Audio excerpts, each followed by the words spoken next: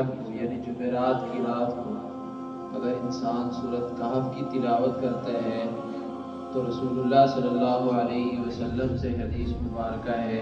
ابن عمر رضی اللہ تعالیٰ عنہ راوی ہیں، فرماتے ہیں کہ اگر کوئی بندہ اس سورت کی تلاوت کرتا ہے تو اس کے قدموں سے لے کر آسمان تک اللہ رب العزت ایک ایسا نور پیدا کر دیتے ہیں جو قیامت والے دن اس کے لیے روشنی کا سامان مہیا کرے گا۔ پھر ایک جمعے سے لے کر دوسرے جمعے تک کے جتنے اس کے گناہ ہوتے ہیں ان کی بخشش کر دی جاتی ہے۔ یہ گناہ وہ گناہ مراد ہیں جو چھوٹے گناہ ہوتے ہیں،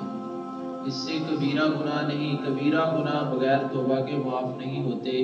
اگر انسان اس کے درمیان یعنی ساتھ میں توبہ بھی کر لے تو کبیرہ گناہ توبہ سے معاف ہو جائیں گے اور چھوٹے گناہ اس سورت کے پڑھنے کی برکت سے معاف ہو جائیں گے، تو گویا انسان ایسا ہو جائے گا جیسے اپنی ماں کی گود کے اندر آج ہی پیدا ہوا ہے۔ اور حضرت ابو سعید خدری رضی اللہ تعالیٰ عنہ سے روایت ہے کہ اگر کوئی بندہ اس سورت کو پڑھتا ہے تو اس کے پڑھنے کی وجہ سے اللہ رب العزت اس کے لیے جس مقام سے اس نے پڑھا ہے اس مقام سے لے کر بیت اللہ تک ایک نور پیدا فرما دیتے ہیں۔ تو اس کے بہت سارے فضائل ہیں۔ پھر اس کو پڑھنا اس اعتبار سے چاہیے کہ ہمیں پتہ ہو کہ سورت کے اندر کیا کہا جا رہا ہے۔ حقیقت کے اندر اس کے اندر 4 بڑے ایسے واقعات، بڑے مضمون ہیں جس کی وجہ سے اس کو ایک خاص فضیلت دی گئی ہے۔ پہلا اس میں سے یہ ہے کہ اس کے اندر غار والوں کا واقعہ، یعنی اس سورت کا نام بھی کہف یعنی غار کے نام سے مشہور ہے۔ غار والوں کا واقعہ ہے کہ جب ان کے ایمان کے اوپر بات آئی کہ ان کے سامنے ایک ایسا بادشاہ آ گیا جو کفر پر تھا، شرک پر تھا، انہوں نے اپنے ایمان کو بچانے کے لیے اس جگہ کو چھوڑ کر غار کے اندر پناہ لی، تو اللہ رب العزت نے سینکڑوں سال کے لیے ان کے اوپر نیند کو ڈال دیا اور ان کے ایمان کو بچا دیا۔ پھر دوسرا واقعہ اس کے اندر وہ باغ والوں کا ہے کہ ایسا باغ اللہ رب العزت نے ان کو دیا تھا کہ ہم سوچ بھی نہیں سکتے کہ کتنا وہ پھلدار باغ تھا اور اس کی آب و ہوا کتنی خوشگوار تھی۔ اس کی آب و ہوا کے بارے میں کہا جاتا ہے کہ اگر کوئی بیمار شخص اس کے نیچے سے ایک مرتبہ گزر جائے تو اس کے جسم میں جتنی بھی بیماریاں ہیں اس کی آب و ہوا سے ٹھیک ہو جاتی تھی، اور اس کا پھل اتنا لذیذ ہوتا تھا اور اتنا زیادہ ہوتا تھا کہ اگر کوئی بندہ اپنے سر پر ٹوکری رکھ کر اس باغ کے نیچے سے گزر جاتا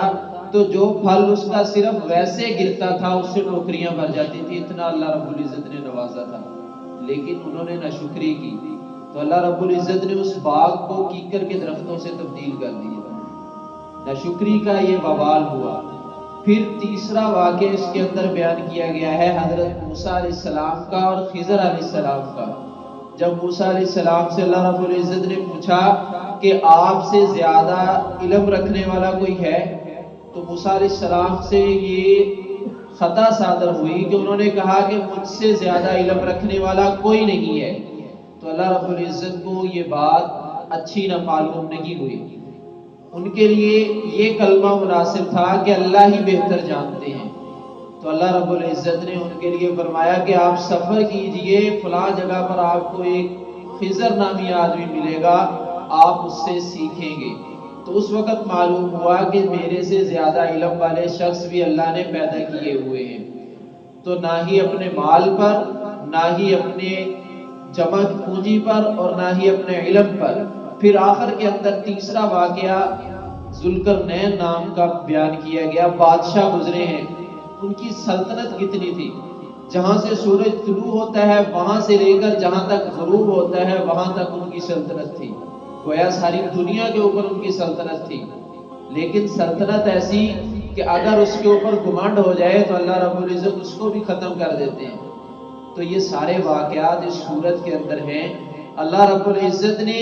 اس کا ایک اور سب سے بڑا جو ہمارے لیے فائدہ ہے وہ بھی اس کے اندر رکھا ہے کہ دجال کا فتنہ جس سے ہر نبی نے اپنی قوم کو ڈرایا ہے، اس کے اندر اس کی حفاظت کا سامان بھی رکھا ہے۔